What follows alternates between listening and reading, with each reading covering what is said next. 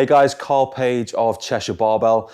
I thought I'd try a new video series, effectively documenting some of my training with the intention of giving you guys, my followers, subscribers, some maybe tips, tricks, maybe some ideas, maybe the opportunity to create discussion amongst ourselves around some of the training methodologies that I use, some of my beliefs, philosophies, etc. around training. Some of the ideas, of course, I've got from other people as well. And the origin of this idea really came from the fact that I've recently been filming and putting out some of my own training footage on my Instagram and Facebook in particular. And I've received a couple of questions from my followers and subscribers, effectively asking me why I'm doing things, what I'm doing it for, and maybe my justifications behind why I train the way that I do. So rather than constantly answering the same sorts of questions, typing them out in my Instagram direct message feed, etc., I thought I'd kill two birds with one stone, reach out to more people and try and give more people some ideas and suggestions by considering putting together this video series where I film myself train and do a little bit of a running commentary. So let's dive straight into the first session. This one in particular is more of a lower body focused day, and we'll start right from the beginning, from the point where I'm warming up for the session. Okay, so at the moment I'm pretty much beginning every single training session with a similar type of warm-up. It's relatively full body and it covers the majority of the key areas, in my opinion, to help mobilize, activate and potentiate the relevant muscle groups, open up the relevant joints, etc., no matter what the type of training session it is that I'm doing. I did do a podcast episode on warm-ups, so you can go over to the Cheshire Barbell website and learn a little bit more about my thoughts and opinions on how to warm up. In this instance, what I'm doing at the moment is I'm just putting together a little bit of a 30-second interval timer. The timer helps me stay disciplined, make sure that I'm not effectively doing too much, taking away from the main part of the session. But I'm effectively selecting around about 8 exercises and doing 30 seconds of each. Sometimes 2, maybe 3 rounds, depending on how I feel. If I'm feeling really good, no real issues, then I'll do maybe just 1 round. However, if I'm feeling a bit stiff, whether that be from spending time at my desk or doing a bit more coaching the day before, perhaps 2 days ago I might be a bit sore, a bit of muscle soreness, some DOMs from the session that I've done previously, I might do 2 or 3 rounds. But generally speaking, I'll always do some form of hip hinge like you just saw on the tape there with Banded Good Mornings. I'll always do some posterior shoulder, some scapular related work like face pulls, maybe these band external rotation to presses. I'll always try and open up the anterior hip, the knees, the ankle joints with rear foot elevated, goblet squats. I'm a massive fan of conventional goblet squats, but as you saw at the beginning of the video, I also like to use a hip circle. You can get that hip circle, which is available on the Cheshire Barbell website as well. But again, it's just a regular resistance band, a mini band that can go around your knees just to help increase the activation of your glutes during the squat. So the first exercise in today's session was just a clean. Now, it's probably, if I'm completely honest, around about 2 years since I last took Olympic weightlifting completely seriously, or at least when I was competing in Olympic weightlifting anyway. So I'm just trying to get back into the swing of things, effectively go back to those old movement patterns that I've not touched on for a long period of time for various personal reasons. So yeah, today's session was literally started with just some singles on clean, and it was more about feel. I didn't necessarily have a plan, a set and rep scheme. It was just a case of warming up to a weight that felt relatively comfortable, one that I was happy with. I think this is the final attempt now on the screen that you'll see. And things felt pretty slow, not necessarily during the actual pull itself, but more so getting underneath the bar. Once I'd finished on cleans, I moved on to some squats with resistance bands. Now, this is something that I'm once again reintroducing back into my training session. I love using resistance bands, whether that be for speed and acceleration work or even for heavy training too. This instance, I'm trying to work up to a heavy triple with a roughly 60 kilos of band tension at the top. And this setup itself gave me around 25 kilos of band tension at the bottom. Now, during heavy days, the reason why I would like to use resistance bands is because it really helps ensure that you're breathing and bracing appropriately. You've got to maintain tension at all times. It's very good for promoting acceleration out of the bottom of the squat in particular, because obviously the resistance increases as you stand up out of the squat. Because the anchor of the resistance band, or where the resistance band is anchored, is directly in and around the midfoot, or at least it should be. I can certainly feel if my bar path is off when using resistance bands, so it keeps me very honest when it comes to ensuring that I'm not letting my hips rise first out of the squat, or I'm not letting my upper back relax. So it's incredibly useful for developing a lot of the basics for squat strength with regard to bracing appropriately and making sure that your upper back is nice and tight, continuing to accelerate and drive, because realistically, once you've passed your sticking point in the squat, things get pretty easy. However, with the use of resistance bands, it's a complete game changer. So I'm a massive fan of using those. I'm not a huge lover of static training, and by that I mean, you know, old school conventional weightlifting, powerlifting, whereby you'll do a double, a triple, maybe a heavy single, and then maybe rest 4 or 5 minutes. In the 10-11 years that I've been doing this, in addition to some stuff prior to that, one thing I've learned is that in the grand scheme of things, we're always much more physically capable of doing more than what our brain tells us we can. Now, if we look in the textbooks, you know, yes, okay, after you do some form of heavy single, double, triple, or even 5 reps plus, you should be completely resting for 2.5, 3 minutes plus. But there's also research out there to suggest that serum testosterone levels can dramatically be reduced after around 45 minutes of training. If that's the case, then you're not going to get very much done if you're resting for 5 minutes at a time, sitting down, doing very little. I mean, your joints get cold. Yes, okay, your nervous system may stay potentiated. I just don't think it's a very productive way of training. So I'm a huge fan of giant sets, which is exactly what you can see on screen now. I start this giant set with 5 reps on sandbag loads, effectively like an Atlas stone, where I'm picking up the sandbag, racking it onto my knee before then driving with my hips to try and get it onto that 42-inch platform. From 5 reps of that, I go straight into 5 squats. Now, again, this is light, but I'm choosing a very wide stance squat to work on my own individual weaknesses, which is largely posterior chain strength. Going straight into 15 press-ups, which again is nowhere near failure, but it's a very good time filler. Again, focusing on opening and closing the scapula, similar to the resistance band stuff in the warm-up. And then following press-ups, I then go straight into a set of 5 pull-ups. So I've got 4 exercises in this giant set. Now, yes, okay, one could argue that I could maybe lift heavier in the squat should I not be doing all of the other exercises. However, in reality, I've got my squats done, I've got my cleans done. Now I'm just trying to get some volume in. I don't have time with coaching and the online website, the online coaching, the shop that we've got. I just don't have time to separate my conditioning and my strength sessions.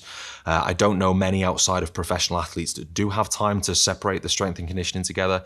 So I just find that training in this format, being very dynamic, it's just very productive. It's a good use of time. So here, once again, I'm back on the 5 sandbag loads. Now, at one point I realized after looking at this footage that I think my head was that far gone because of how difficult these are, particularly when doing more than 1 rep at least, that I think I forgot to count at one point, and I do end up remembering that I think I did 6 instead of the 5. But these are incredibly challenging. You know, you're lifting the weight up onto your rib cage effectively, trying to get it into the front rack just underneath your chin. So it's very difficult to breathe when you're doing these, let alone when you're doing them for 5 or 6 reps as I'm doing here. The bag isn't necessarily heavy. It's about 60% of my 1 rep max on sandbag loads. But again, for reps with very little rest in between, it's a very challenging lift. This is something I do have to be relatively careful of, because I know during heavier lifts I've strained my bicep a couple of times doing these. So I'm focusing really hard on engaging my triceps as hard as I can during the initial lift to try and reduce the amount of bicep involvement and try and use the legs a little bit more, almost like a deadlift off the floor. As I said, back to my wide stance squats. Now, you may see in this clip that as I just come off the box, my knees shift in a tiny little bit. And generally speaking, that's just lack of glute, lack of lower back, lack of hamstring. So I'm trying to do a lot more of these wider stance, hip dominant box squats, not necessarily at weight, but just trying to get some volume in to assist with my my squats, my cleans, my snatches, just to try and develop a bit more strength in the posterior chain. 15 press-ups again, straight off the bat. So again, my focus here is on opening, closing the shoulder blade. I think press-ups are a fantastic exercise for everybody to focus on, not just because of the, the old school nature of a press-up and how simplistic they are, but also the fact that if you do a lot of bench press or overhead work, if you do focus on the protraction and retraction of the scapula during a press-up, they're very good for shoulder health as well. Because obviously when you're in a bench press, you can't actually open and close your shoulder blades like they should. Pull-ups, same thing. So, I mean, my body weight at the moment is around about 102, 103 kilos. My previous best with pull-ups with strict form was around about 16 reps. I'm probably about 10 kilos overweight at the moment with regards to where I kind of feel at my best. So my max pull-ups are probably about half of that now. They're around about 8, thereabouts. But I'm just trying to put in pull-ups as often as I possibly can, ultimately to try and get those numbers back again, whilst not necessarily negatively affecting other things that I'm doing. So, the pull-ups and the press-ups there aren't going to affect my sandbag loads. They're not going to affect my squats that I'm doing. So it's just a really time-efficient, productive, well-rounded giant set that can be done in very little time. I did do 5 sets of this giant set, and each set I gave myself around about 90 seconds of rest in between. So after the sandbag load, straight into the squat, straight into the press-ups, straight into the pull-ups without any rest in between, and then I rest for about 90 seconds before repeating for around about 5 sets in this case. Again, in this clip, if you do count, I probably do end up doing around 6 reps instead of the 5 again. But that's something I probably need to get a little bit better at is counting the repetitions. Again, in this instance, I am trying to focus as best as possible on using the biceps as little as possible, bringing the feet in together as I rack the sandbag onto my knees. This is probably a better view of my knees. Again, coming off the box itself, you'll probably say I have a tendency of my knees twitching in a little bit, which is what I'm trying to get out of the habit of. This is much wider than my regular squat stance. No, it's not as wide as a powerlifting stance, as you may see in typical powerlifting box squats, but it's much wider than the type of squat that I am typically used to. I don't squat because I want to focus on my squat. I squat for the benefit of assisting my Olympic lifts, my cleans, my snatches, etc. Obviously building strength and robustness in the legs for the recovery of the clean and the snatch. Back to the, I think in this instance, this is the fifth, the final round of this giant set, back onto press-ups again. You can see how comfortable they look. I've purposely not chosen to do a number of repetitions that will take me anywhere near failure on these, because the idea here is that I'm not trying to overly exert myself. My focus is on the sandbag lifts, my focus is on the squats. This is a lower body session. I'm just using pull-ups and press-ups as a bit of a filler. Instead of just sitting around for 2 or 3 minutes. And again, they're not having any negative impact on my ability to squat or lift the sandbags whatsoever. One of the cues that I'm focusing on in this squat, but also my regular squat, is just to try and apply a little bit more back or drive up and back from my shoulders into the bar. So one exercise that I am using regularly, moving on to this next set, I think this is a superset where I do 2 exercises back to back. In this instance, I'm trying to do a lot more good mornings. I do 2 different types of good mornings, or at least 2 different rep ranges or intensities. One day in the week, I'll do heavier, more lower rep good mornings. I'll typically use suspension straps in the power rack because I do try and take myself as heavy as possible, almost getting as close to failure as possible. And then on another week, I'll do lighter, maybe around 60-70% of my good morning 1 rep max, and I'll do around about 8 to 10 reps of that, just to try and drill in those cues that are going to help me with my squat, improve my back strength, that of my lower and upper back. I'll mix between bars. Some weeks I'll use a regular straight bar, as I am doing this week. Other weeks I might consider using a safety bar just to incorporate a little bit more upper back work. Now in this instance, again, as a little bit of a filler, something that isn't going to negatively impact my performance in the good morning, I'm going to chuck in a number of burpees. As I said earlier in the tape, I haven't necessarily got time to do conditioning and strength work in the same day at the moment. I do get up most mornings at 4:30 in the morning to try and get back to emails, make sure that all of my online clients and all my online programs are done and everything else. But I still don't have a great deal of time in addition to looking after my little lad during the day to try and get 2 sessions in a day. So at the moment, I'm typically averaging around 4 or 5 sessions a week. But as I said, using this format of training, it allows me to get some conditioning in as well as my strength work. So another set of good mornings. This is not typically my heavier days. Normally on my heavier days, I'll go up to around about 85, 90 kilos. And as you can see here, I'm going straight into a set of burpees as part of my conditioning element. Now I'm working towards something at the moment which does involve me needing to be a little bit lighter than what I am at the moment. I'm not yet in a position to share with everybody what that is.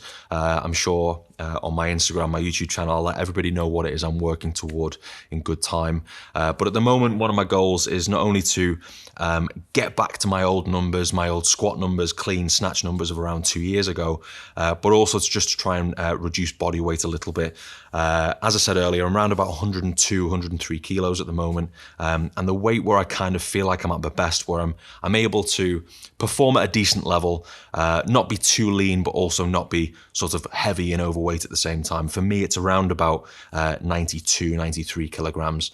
My leanest in bodybuilding competitions a few years back was around about 82, but that was far too light. I mean, from a performance perspective, it was just awful. So I do need to get down by about 10 kilos for that, hence why I'm adding burpees in. Now, I'm a big believer of this. I've worked in professional rugby league for 5 or 6 years in the past. Worked with some pretty big blokes, very strong, 110, 120 kilo plus, capable of squatting, 2.5, 3 times the body weight. And still, even to this day, I'm yet to meet anybody whose hamstrings are adequately strong enough to at least avoid injury and also perform at their best. So I'm a massive, massive fan of developing strength in the posterior chain. It's certainly a weakness of mine, as I said earlier, with regard to the squats that I'm doing at the moment. So I try and put in probably at least 2 or 3 times a week minimum, a good set of glute ham raises. Glute ham raises are a massive favorite of mine for developing strength in the posterior chain. I love the little glute ham developer that I've got access to because it can be made incredibly easy for the guys that I work with who are very new to it, because it's got a little ledge for you to rest your knees on the bottom. Or alternatively, you can manipulate the foot plate, both the height and the inclination of the foot plate. And that allows me to make it much, much harder. So in today's session that you can see at the moment, I'm aiming for around about 8 to 10 reps today, whereas in a couple of days' time I'll be doing some heavier ones where I'll place a bar on my back and aim for sets of 3 to 5 just to mix and match the intensity ranges.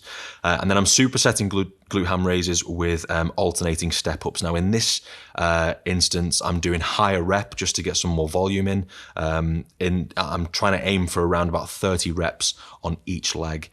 So I'm alternating legs continuously until I've done 30 reps on each, or 60 in total. So I'm not going heavy on this. The height of the box means that my hips are below parallel at the bottom. I'm trying to do my best not to cheat with the resting leg. And I'm just holding on to 2 16-kilo kettlebells in the front rack position. I love the front rack position. Just like goblet squats, it helps you stay very upright. It takes away any sort of strain and pressure away from the lower back, and certainly places it on the legs, the quadriceps, the glutes that little bit more. I'm not necessarily feeling anything in the hamstrings doing this exercise. So once again, it doesn't necessarily have a negative impact on the glute ham raises that I'm focusing on. So the 2 exercises in combination are just a really, really good way to sort of build in some volume, some hypertrophy work, some fitness work into the legs toward the end of the session. Finally, the last exercise, something else that I try and do a lot of, is reverse hyperextensions. Now, unfortunately, at the moment, I'm not fortunate enough to have access to a reverse hyperextension machine or bench. So I've tried to improvise a little bit. I've tried loads of different methods, like putting a kettlebell or a dumbbell between my ankles and so on. It was just an absolute nightmare to try and find an efficient way to load this exercise up.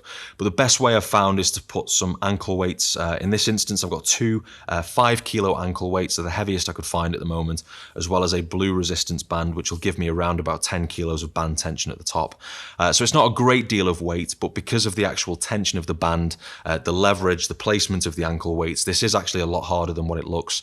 I'm trying to focus on allowing my lumbar spine, my lower back, to flex and extend intentionally, so that I'm trying to get some work in for the lower back, the glute. And that was it for today's session. So in this, we did cleans, we did squats with resistance bands, 60 kilo band tension at the top. I then moved on to a giant set with sandbag loads, wide stance box squats. I did press ups and pull ups as part of that giant set. I then moved on to good mornings and burpees. Then did some posterior chain work with glute ham raises and the high rep, high box step ups, and then finished with the reverse hypers.